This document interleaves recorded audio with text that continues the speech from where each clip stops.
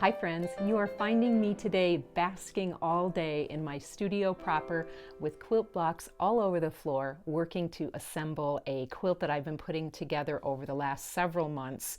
And as I'm piecing together the rows and assembling this quilt, I came upon a technique that I take for granted in my brain, but may be useful for you to know about.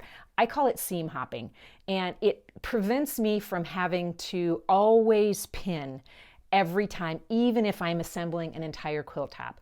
And let me explain when it's useful. It's especially useful if you can see what I have here, sashing strips in between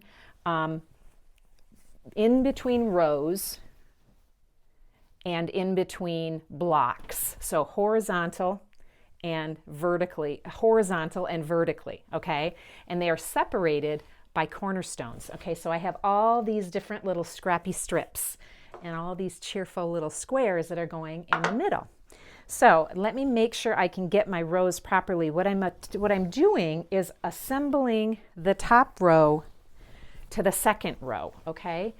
And I wanted to show you how pinning is always a useful venture, friends. I never discourage pinning, but pinning can be a lot if we are pinning an entire, if we are sewing an entire quilt top together. And let me just make sure that I'm getting this on the right end so that I can show you how I manage I have to lay this on my lap so I have the right row in the right place, or the right block in the right place. Okay, so what I have here is my top row and my second row, and they're separated by a sashing strip with cornerstones in between. So what I'm going to do is I am just going to line these up together. It's kind of a big quilt. I wasn't planning on it being this big a quilt, but I knew it was going to be this big of a quilt. It's a long story for why it's this big of a quilt, but anyway, it's kind of a long row. So if I had to pin this whole thing, I'd be kind of, my mind is going, how can I do that quicker? This is how we're going to do it quicker. Okay, do you see how we have our two rows just neatly put together? And I'm going to get my presser foot in the right place so it can get started and get my needle down. And what I want to say, with these types of projects, if I am using sashing strips and cornerstones for the horizontal rows, I am going to be always pressing, for all of the sashing strips, I'm always going to be pressing toward the sashing strip. For that reason, it's going to nest. The horizontal are going to nest with the vertical. Horizontal are going to nest with the vertical as they meet. So that's what makes this perfect for this technique. And you'll see I am at this next seam, and I've got my finger right there, and those two seams nest because I've pressed toward the sashing strip here and toward the sashing strip there on the vertical one. So let's just get started, and I'm holding this seam right here. I'm holding those seams together where they are nesting, and then I'm going to stop at that seam. And then I'm going to come all the way to this other end. I'm not sure if you can see it. And you can see where I am going to just hold these two together. And then I can evenly distribute this piece, this sashing strip, across just by holding on to.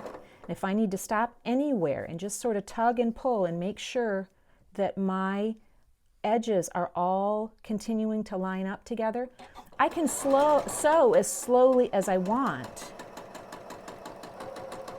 but I'm not necessarily having to wrestle with pins. And see, so here I am where this next cornerstone meets, and I'm going to just continue to make sure that my fabrics are lined up on the edge. And I'm holding this here, and I'm going to get over that seam, and then again I'm going to have to, I'm hopping to the next seam. Once I've gotten my needle down in that seam or beyond it, then I'm going to the next seam, and I'm just lining this little seam allowance up right here, and then I'm going to sew there. get across that one, and then I got this next long piece of sashing strip, and I'm just going to get started, and I'm going to scoochy my fabric. I can scoochy my fabric this way by just using kind of the backs of my nails to move that top fabric. And I'm holding where I know there are seam allowances underneath. There's a seam allowance, and I want it to stay where it's at. So that's where, as you grow as a quilter, those little teeny tiny steps that you take that maybe don't always, now see, I'm way far away here. My fabric is, and so I'm going to just, again, I'm going to reposition it. I'm going to make sure it stays right there. But my fabric, my sashing strip is evenly distributed here because I have tacked it here and then I have held it down here. And so it's nicely evenly distributed here. Okay, and the reason this helps as well is because sometimes when there's a little bit of, oh, my bobbin thread is not sufficient. Sometimes when there is a little bit of call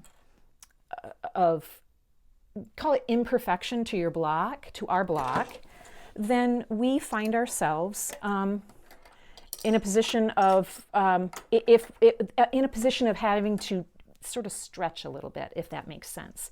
And when we need to stretch a little bit, we have the whole width of that sashing strip to sort of get us where we need to go, and sort of evenly distribute that and make it so that that evenly distributes. There we go. Pass your foot.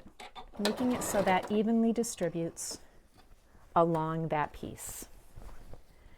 You see, and I've gotten to the next cornerstone and vertical sashing strip there. I'm just going to hold it here. And then I'm going to hold it right up there. So I'm skipping, I'm hopping. I'm going to scoochie my fabric just a little bitty nuances as we go along, as we sew this row together. Anyway, I'm hoping that you are having a lovely sewing day. If this is helpful to you and this is the kind of content that you like to see, I hope you will hit that like and subscribe and share button.